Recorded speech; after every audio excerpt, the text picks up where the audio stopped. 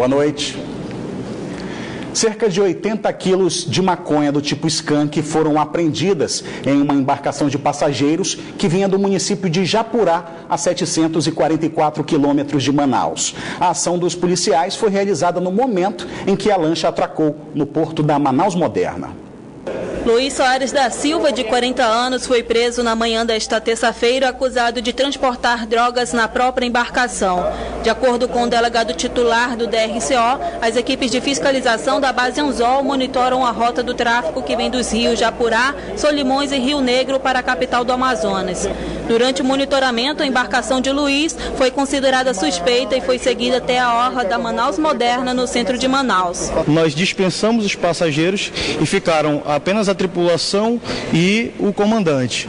O comandante ficou muito nervoso com a ação policial, se justificando muito, e nós já tínhamos a informação. Após denúncias, as drogas foram encontradas na embarcação de médio porte que vinha do município de Japurá. Cerca de 80 quilos de maconha do tipo skunk foram apreendidas. Luiz não tem passagem pela polícia e nega o envolvimento no crime. A polícia diz que ainda vai trabalhar para identificar outros suspeitos que tenham envolvimento com o tráfico na região.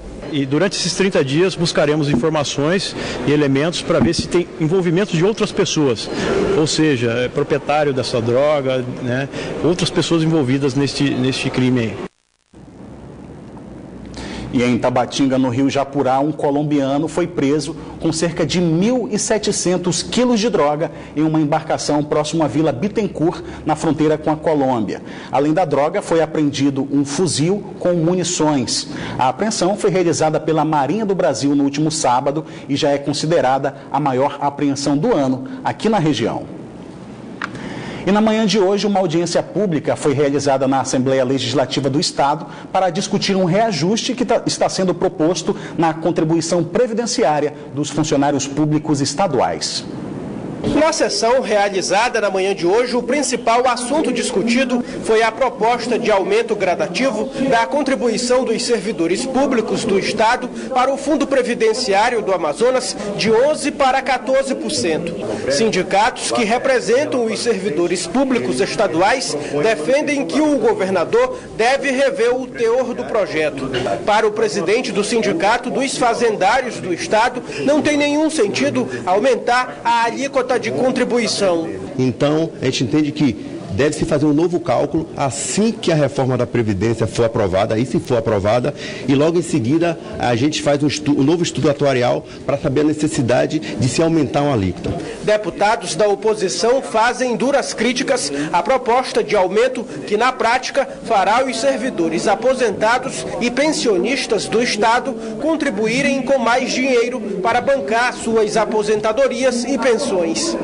Você tem o fato de que outras instituições do Estado não estão fazendo parte do mesmo sistema estadual de previdência, que seria o Tribunal de Justiça, o Tribunal de Contas, o Ministério Público do Estado, que deveriam fazer parte. Isso já é constitucional, já há decisões nesse sentido. Isso geraria um equilíbrio. Ora, o Estado tem que buscar outras formas, inclusive de cobrar daqueles que não estão pagando hoje a Previdência, que seria o setor empresarial. Há débitos muito grandes. O presidente da Associação dos Oficiais da Polícia Militar e Corpo de Bombeiros Militar do Estado também chamou a atenção para o assunto. As associações e sindicatos, elas se organizaram e contrataram uma assessoria técnica para demonstrar, baseado nos números do ano passado do Amazonprev, que não existe essa necessidade. O líder do governo na casa, deputado Saba Reis, defendeu a intenção do governo estadual. Uma atribuição de compromisso que o governo do Amazonas tem com o governo federal para ajustar suas contas, para que o governo do estado possa ter acesso a novos investimentos, a parceria com o governo federal. E no caso dessa matéria previdenciária, nós já tomamos a decisão de que nós só colocaremos em votação, ela só vai para a pauta depois que nós tivermos uma definição dessa matéria a nível nacional. Ainda de acordo com esta deputada da oposição, outros projetos também não são bem vistos por empresários e inclusive defensores públicos. Mas há também a proposta que aumenta, por exemplo, o ICMS sobre combustível. A população já paga uma gasolina caríssima e vai ter aumento de óleo diesel, de gasolina gasolina e de outros derivados de petróleo. Da mesma forma, há também uma proposta que congela os salários dos servidores, os gastos públicos. Uma coisa é bom que a gente diga, nada será aprovado às pressas, não se fará nada de forma assodada.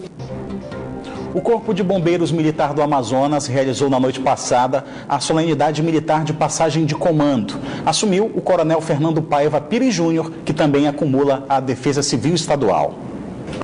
A passagem de comando contou com a presença de militares e autoridades civis. O governador do Amazonas, José Melo, falou do trabalho do Corpo de Bombeiros Militar e destacou a importância das ações integradas da corporação. Que quem assume é do mesmo grupo, do mesmo time e está completamente alinhado com o que nós pensamos em relação à atuação do Corpo de Bombeiros. Portanto, será uma passagem de comando mansa e pacífica, com toda certeza. O coronel Fernando Paz Pires Júnior chega ao comando do Corpo de Bombeiros aos 51 anos, sendo 29 de serviço na carreira militar. É formado em Direito e pós-graduado em Gestão Ambiental. Na corporação teve intensa atuação na área de mergulho e já exerceu funções como chefe de Estado-Maior. Foi nomeado em 2015 pelo governador do estado como secretário executivo do Subcomando de Ações de Defesa Civil. Nós estamos dando continuidade às diretrizes de comando do comando substituído, do coronel Fernando Sérgio. E vamos implementar aí a política de governo do estado, do governo José Melo, onde nós estamos incrementando a parte humana, com aumento do efetivo, e também a parte tecnológica com equipamentos e viaturas novos. Um dos desafios do novo comando do Corpo de Bombeiros é aumentar o efetivo, que hoje é de 700 militares. A meta é alcançar até 2018 o dobro de servidores na corporação. Segundo o governador José Melo, o trabalho dessa nova gestão começa com o apoio às ações governamentais para diminuir os transtornos causados pela enchente no interior do estado. Hoje, mais de 5.000 pessoas estão afetadas pela subida das águas em pelo menos 5 municípios do Amazonas. Desde 2005, quando nós tivemos aquela grande seca, nós nos preparamos. Então, o estado do Amazonas tem um planejamento estratégico pronto para situações de emergência, quer seja grandes cheias, grandes vazantes, desbarrancamentos, portanto a gente tem aí preparado. E os bombeiros, a Marinha e a Defesa Civil do município de Nova Olinda do Norte encerraram hoje as buscas pelas 2 crianças que estavam desaparecidas desde a última quinta-feira, quando uma lancha afundou na frente do município a 134 quilômetros de Manaus. Foram 6 dias de buscas e de varreduras pelas proximidades do local do acidente, e o encerramento dos trabalhos foi realizado com o consentimento da família das vítimas. A boa notícia é que em Novo Airão, 2 crianças, 2 irmãos de 9 e 10 anos que também estavam desaparecidos foram encontrados ainda na tarde de ontem em bom estado de saúde. Eles acompanhavam o avô em uma pescaria e acabaram se perdendo no rio a bordo de uma canoa. Cada vez mais, hospitais e universidades utilizam as transmissões por vídeo para discutir e debater casos clínicos e avaliar o andamento de cirurgias, por exemplo. A chamada telemedicina, que chegou no Brasil em 2006 e já cresceu mais de 650%. Nós acompanhamos aqui em Manaus na manhã de hoje uma transmissão feita da Unifesp em São Paulo, direto para Manaus. No início da tarde de hoje, pelo menos 10 médicas residentes de Manaus participaram de uma webconferência com profissionais de outros estados, incluindo São Paulo. Na ocasião, eles discutiram sobre um caso clínico oncológico pediátrico, uma oportunidade única de agregar conhecimentos e aplicar no dia a dia da profissão na região amazônica. E consegue transferir isso para o atendimento do paciente. Então é extremamente importante esse intercâmbio que a gente tem com as outras instituições. A coordenadora do Grupo de Interesse Especial Pediátrico da Universidade Federal do Amazonas, UFAM, também falou da importância desse tipo de integração para discutir e debater casos de estudos e avaliar o andamento de intervenções médicas por meio da telemedicina ou telesaúde. Nos proporciona discutir os casos que às vezes não são concluídos o diagnóstico e tirar nossas dúvidas. De acordo com a rede universitária de telemedicina, o número de instituições de ensino e pesquisa com unidades de telesaúde no país passou de 108 em 2014 para 124 em 2016. Significa ainda transpor barreiras culturais, socioeconômicas e geográficas para os serviços e informação em saúde, nos casos em que a distância e as carências precisam ser superadas. O que a gente observa, o pessoal do Sul, eles chegam a um diagnóstico mais preciso e mais rápido. Protocolos que a gente tem para as várias doenças e que eles estão sendo constantemente atualizados e que a gente precisa dessas atualizações para a gente aplicar na nossa prática clínica. Então, toda vez que a gente tem esses exemplos visualizados, a gente já lembra do paciente que às vezes a gente não pediu certo exame e vai explorando outras maneiras de achar o diagnóstico daquele paciente. E agora vamos conferir a previsão do tempo para esta quarta-feira em Manaus e em alguns municípios do interior do estado. Em Manaus, a previsão é de tempo nublado e encoberto com pancadas de chuva e trovoadas. Temperatura mínima de 25 e a máxima de 32 graus. Em Tefé, previsão de muitas nuvens com chuvisco durante o dia. As temperaturas variam de 26 a 30 graus. Em Nova Olinda do Norte, a previsão é de muitas nuvens com chuva. Temperatura mínima de 25 e a máxima não passa dos 29 graus. Em Barreirinha, a previsão é de tempo com muitas nuvens e pancadas de chuva. Temperatura mínima de 25 e a máxima de 28 graus. Nutritivo e popular, o açaí é um produto muito consumido aqui em Manaus. Mas, como todo alimento, ele precisa ter um processamento confiável com relação à higiene. O perigo é a doença de Chagas. Ele pode ser consumido em polpa, suco e com frutas. É rico em antioxidante e previne doenças como câncer e Alzheimer. Mas todo cuidado é pouco na hora de processar e consumir o alimento. É importante ficar atento a todo e qualquer tipo de higienização. Afinal de contas, saber a procedência do fruto nunca é demais. Quando o ribeirinho ou a pessoa que vai trabalhar com açaí vai fazer esse processo à noite, ele normalmente, para poder enxergar a colocação do açaí na escopadeira, ele usa uma lâmpada em cima. Essa lâmpada, ela normalmente atrai insetos, e entre eles o barbeiro, que pode vir, ao ser atraído pela lâmpada, cair dentro da escopadeira e ser esmagado. E nós sabemos que o Trypanosoma, né, que é o agente, que é o parasita que causa as doenças de Chagas, ele está no intestino desse barbeiro. Ele pode ser triturado e contaminar todo aquela que a gente chama de batelada, todo aquele processo ali. De 2010 a 2016, o Amazonas teve 74 casos de doença de Chagas aguda, sendo 3 na capital. O número é relativo baixo, de acordo com a Fundação de Vigilância em Saúde. Então, o que predomina aqui no estado é exatamente a questão da ocorrência oriunda desse ciclo silvestre e principalmente sobre uma forma de transmissão alternativa, que é a questão da transmissão por via oral. A doença de Chagas é transmitida pelo parasita Trypanosoma cruzi, que tem como principal hospedeiro o barbeiro, inseto comum na região. Manaus, por exemplo, temos ainda reservas de floresta. Muitas vezes há condomínio próximo dessas florestas. Às vezes as pessoas encontram esse inseto na sua casa e ficam, barbeiro, tudo bem, não está acostumado. A chance dele vir a formar colônias, como você está vendo aqui, dentro de um habitat, é muito distante, muito difícil. A doença possui 2 estágios, agudo e crônico. A fase aguda pode apresentar sintomas moderados, como mal-estar, inchaço de um olho, surgimento de nódulos, náusea, diarreia ou vômito. Aí em seguida vem a fase crônica, que já há uma queda na parasitemia, mas a parte anatomopatológica do paciente já está comprometida, principalmente na parte cardíaca ou também na parte do estômago. Começa hoje a primeira rodada do Campeonato Amazonense de Futebol. Esse esporte que possui peculiaridades que chamam a atenção. É comum, por exemplo, ver o surgimento de homônimos de famosos. São os codinomes e apelidos que invadiram os campos amazonenses. Habilidade, rapidez. Esses são fundamentos cruciais para quem joga futebol. E imagine se um jogador tivesse as mesmas características do Jack Chan. Como seria?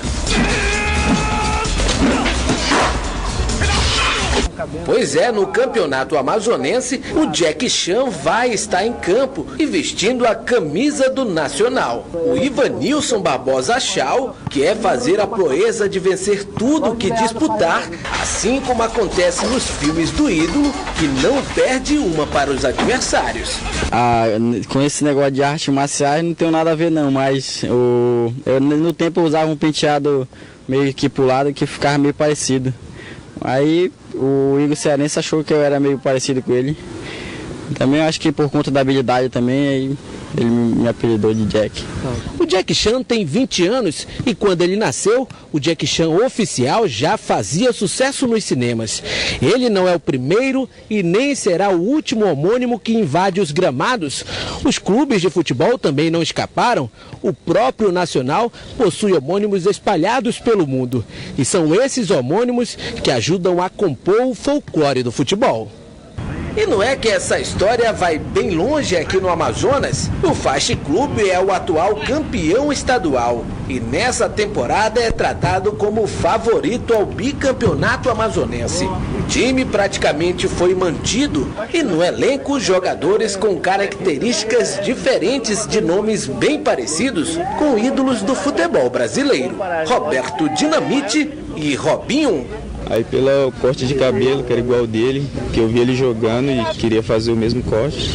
Aí passou a me chamar de Robinho também, aí pegou. Agora tá aí Robinho. E o que tu tem do Robinho em campo? Eu acho a habilidade, a velocidade que ele tem também de correr com a bola e juntar o pé. Então eu acho que isso é uma habilidade que eu tenho que eu acho que ele tem também, né? Meu pai, né, ele fala que desde jovem ele tinha esse desejo dentro do coração dele, se um dia ele tivesse um filho do sexo masculino, o nome dele ia ser Carlos Roberto, né, que no caso é o meu nome. E aí coincidiu de eu vir jogar futebol também, e aí pegou o apelido também do maior ídolo dele, que é o Roberto Dinamite, e maior ídolo da torcida do Vasco e ex-presidente do Clube de Regata Vasco da Gama, né? Os homônimos do Amazonas vão estar em campo nesta temporada pelo Campeonato Amazonense de Futebol. E essa nova safra de jogadores notáveis, folclóricos, podem até não desfrutarem do sucesso dos Xarás, mas já tiveram momentos bons e memoráveis na carreira.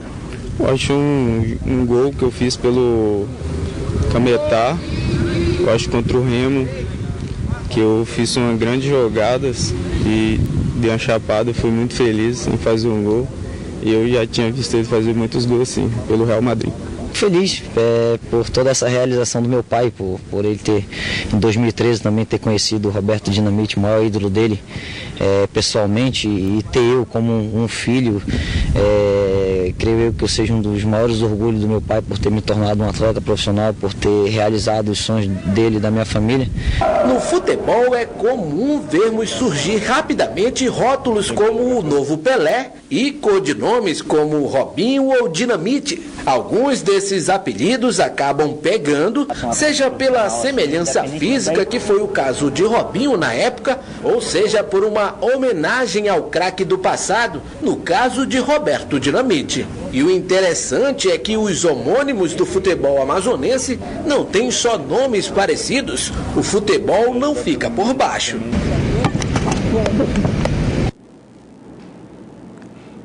E começa amanhã a primeira etapa da campanha de vacinação contra a febre aftosa no Amazonas. Pelo menos 500 mil animais devem receber a dose da vacina até o dia 30 de abril. Seu Raimundo cuida de um rebanho pequeno de apenas 12 cabeças. Na fazenda, tudo é certificado graças à preocupação do pecuarista quanto à saúde animal. Todo ano nós vacinamos eles. Agora esse ano nós vamos vacinar de novo. E quando precisa, sempre vacina neles, para eles estar tudo bem, saúde, né? Assim como no rebanho de seu Raimundo, outros milhares de animais devem ser vacinados na primeira fase da campanha de imunização contra a febre aftosa. Serão vacinados animais de 41 municípios do Amazonas. A vacinação deve ser aplicada em bovinos e bubalinos de todos os tamanhos e idades. Em 16 municípios, a vacina vai ser comercializada em casas agropecuárias credenciadas e nas demais cidades, a vacina pode ser comprada na unidade do IDAM. Temos que continuar vacinando, vacinando e vacinando. Por isso, o nosso convite, a nossa conclamação a todos os amigos produtores rurais, pecuaristas, que dependem da atividade da agropecuária, que criam bovinos e bubalinos, que passem a fazer essa vacinação a partir do dia 15 de março até o dia 30 de abril. Cada vacina custa em média de R$ 1,80 a R$ 2,20. E esse valor é custeado pelo próprio pecuarista. E como a vacinação é obrigatória, o pecuarista que não vacinar o rebanho vai ter complicações. A multa é de R$ 300 por cada propriedade e R$ 40 por cada cabeça de gado não vacinado. A interdição da propriedade, ou seja, os animais não podem transitar enquanto não forem vacinados. Não transitando, o produtor fica impedido de comercializar esses animais para abate, como também comercializar esses animais para outra propriedade. O Amazonas possui atualmente um rebanho de 1.200.000 animais espalhados nos 62 municípios. Há 13 anos, as autoridades sanitárias não registram casos de febre aftosa no estado. O último caso registrado foi em setembro de 2004 no Careiro da Várzea. Falta pouco mais de um mês para a Páscoa e os lotes de ovos de chocolate, que normalmente invadem os supermercados nessa época do ano, ainda não são encontrados com facilidade. Mas enquanto isso, os empreendedores informais aproveitam para aumentar a produção de ovos de Páscoa artesanais. Nesta microindústria, a produção de ovos de Páscoa está a todo vapor. 25 funcionários dão formas aos deliciosos ovos de chocolate. Sabores e tamanhos diferentes. Aqui são usados diariamente cerca de 300 quilos de chocolate. Volume que desde o mês passado foi capaz de produzir 20.000 ovos e a meta é produzir até a Páscoa o triplo disso. Os produtos deles são 20% mais baratos do que os oferecidos no mercado. Todos os ovos são fabricados com matéria-prima natural e eles produzem ovos de até 10 quilos. O menor pesa 25 gramas. Os preços variam por tamanho. Os ovos maiores custam de 17 a 85 reais. A gente está se preparando para que seja um pouco superior ao que foi ano passado. No varejo, a gente espera pelo menos manter o que foi vendido ano passado, que já foi um resultado satisfatório. E a gente espera que a gente consiga atender as grandes empresas aqui do polo, né, do polo industrial, e que a gente consiga fazer com que as pessoas sintam mais os sabores das frutas regionais, né? Apesar da aproximação com a Páscoa, as grandes redes de supermercados só vão colocar os ovos de chocolate nas prateleiras a partir desta semana. Enquanto as grandes marcas não invadem os supermercados, os empreendedores artesanais aproveitam para aumentar a produção, visando driblar a concorrência.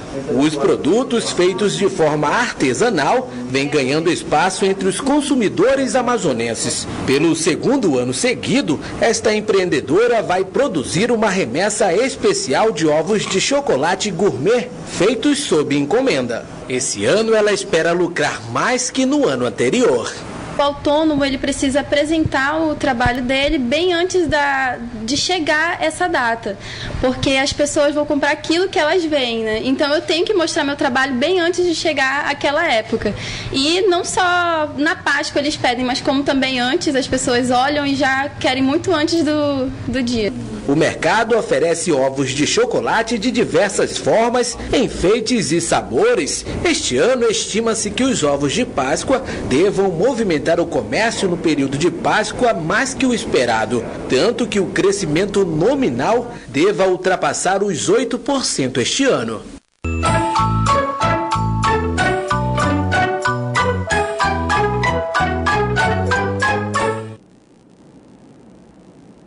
Band Cidade fica por aqui, mas continua na internet, onde você pode acompanhar outras notícias nas redes sociais, Facebook e Twitter da Band Amazonas. E para rever nossas reportagens, acesse o youtube.com/Band Amazonas e clique no link vídeos. Você também pode enviar sua sugestão de reportagem para o nosso WhatsApp. O número é o 99205-1478.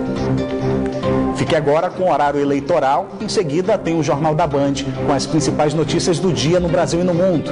Uma boa noite.